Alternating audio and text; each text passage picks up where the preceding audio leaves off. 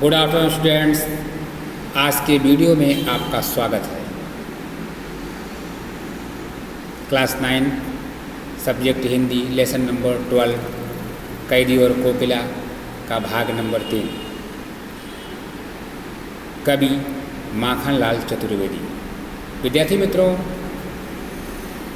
कवि यहाँ पर ये कहना चाहते हैं, जो भी कैदी उस समय ब्रिटिश शासन में जेलों में बंद हैं, उनके विषय में ये लाइन लिखी गई है, क्या देख न सकती जंजीरों का गहना, हथकड़ियाँ क्यों यह ब्रिटिश राज का गहना।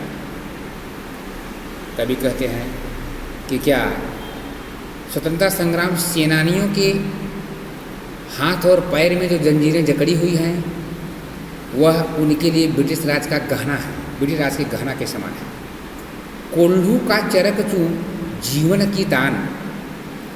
जो भी स्वतंत्रता संग्राम सेनानी जेल के अंदर बंद किए गए हैं, उनसे कोल्हू चलवाया जाता है। विद्यार्थी मित्रों, कोल्हू क्या है आप समझ लीजिए कि कोल्हू पत्थर की बनी आकृति है, उसमें से ऊख का रस निकालते हैं, और एक कोल्हू होती है जिसमें से सरसों से तेल निकालते हैं। ये दोनों काम जो है बैलों से पहले करवाया जाता था, लेकिन ब्रिटिश शासन में जब स्वतंत्रता संग्राम सेनानियों को जेल के अंदर बंद किया गया, तो ये दोनों काम इन स्वतंत्रता संग्राम सेनानियों से करवाया जाता था। बहुत बड़े अत्याचार उन पर ढाया जाता था। इसलिए यहाँ पे ये शब्द आया हुआ है, कोल्हू का चरक चूं।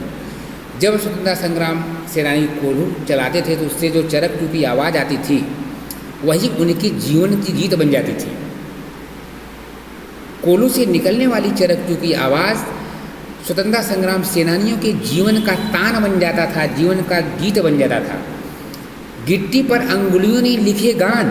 विद्यार्थी मित्रों, अर्थात उन स्वतंत्रता संग्राम सेनानियों से गिट्टियाँ तोड़वाई जाती थी, पत्थर तोड़वाए जाते थे, और उन पे पत्थर तोड़ने पे अंगुली के निशान पड़ जाते थे। तो गिट्टी पर अंगुलियों के लिखे गान, हूँ मूठ खींचता लगा पेट पर जुआ। ये लाइन बहुत ही इम्पॉर्टेंट है, इसे आप समझने का प्रयास करना। मूठ का मतलब होता है कुएं के अंदर से मूठ से पानी निकाला जाता है, उसे हम कहते हैं पुरवट। तो पहले पुरवट चलता था और 2 बैल के माध्यम से कुएं के अंदर से पानी निकालकर खेत की सिंचाई होती थी। लेकिन जब स्वतंत्रता संग्राम सेनानी ब्रिटिश शासन में जेल के अंदर बंद थे, तो यही काम उनको करना पड़ता था। हूँ मूठ खींचता, स्वतंत्रता संग्राम सेनानी मूठ खींचते थे, और उनके पेट पर वो बैलों के समान जुआ रख दिया जाता था। इतना कठिन परिश्रम उनसे करवाया जाता था। खाली करता हूँ ब्रिटिश अकड़ का कुआं। लेकिन स्वतंत्रता संग्राम सेनानियों के लिए ऐसा लगता था, कुएं में जो पानी भरा है उसको निकाल करके ब्रिटिश की अकड़ को निकाल देते थे। दिन में करुणा क्यों जगे रुलाने वाली। अब कोयल वहाँ पे दिन में नहीं आती है, रुलाने के लिए रात्रि में आती है, इसीलिए रात में गजब ढा रही आली।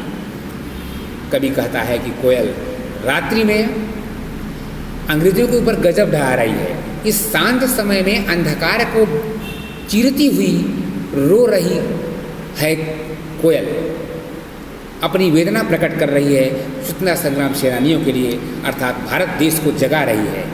कोकिल बोलो तो चुपचाप मधुर विद्रोह बीज, इस भांति बो रही हो क्यों। कोकिल बोलो तो कवि कहता है कि रात्रि में कोयल यह जो अपनी आवाज़ करती है, चिल्लाती है, वेदना रूपी बोझ रूपी आवाज़ करती है, इससे स्वतंत्रता संग्राम सेनानियों को जगा रही है, और अंग्रेज़ों के विद्रोह का बीज बो रही है। स्वतंत्रता संग्राम सेनानी उनके खिलाफ और प्रयत्नशील हो जाएंगे। तो विद्यार्थी मित्रों, मैंने इस भाग का जो अर्थ बताया आपको समझ में आया है, इसे आपको लिखना है। धन्यवाद।